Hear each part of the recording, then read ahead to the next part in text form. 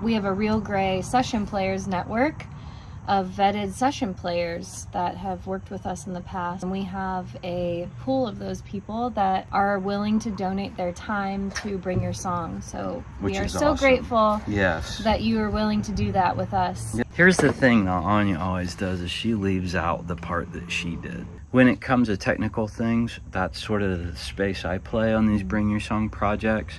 When it comes to creative questions, I always defer that to Anya. You know, I always really appreciate the fact that she's there. Sometimes you have some good ideas though too. Sometimes. You just gonna edit this out? No. Why? There's the call and response with Josie. What would you call that she's doing? Improv, scat, that realm, yeah. Yeah.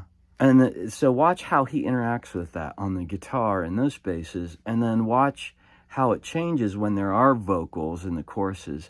His tasteful changes. Amazing. Thank you for doing this with me, brother. Oh, okay. My pleasure. Super appreciate it. Okay, all right. All right, here we go. Oh, and whoa.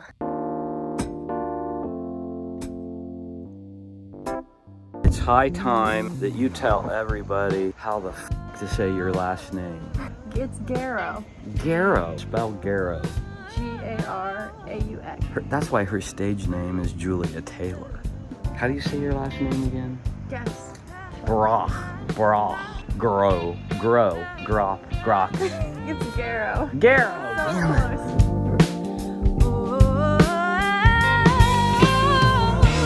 Be your voice when you cannot see.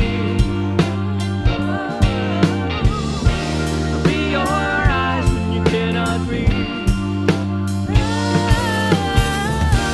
Be your heart when you cannot feel the whole. 'Cause it's all around. Is this her song? This is her song. No, wait a minute. All you have on there is words, lady. Yeah. So you've memorized your part and you just associate your part to the words that she's singing? That's pretty nutso.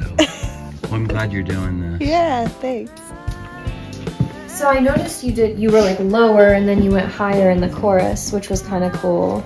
Yeah, what you did naturally was very beautiful. I loved it. Part of it is just getting a feel for the artist and where they're at with their music, what their expectations are, how are they comfortable working, and it helps us sculpt a recording experience around what works for them. Having a clear mind and heart when you come into the studio does so much to help you be creative. All of that stuff that we're carrying around inside our heads and our hearts, all of that influences how we do our music, how we do anything.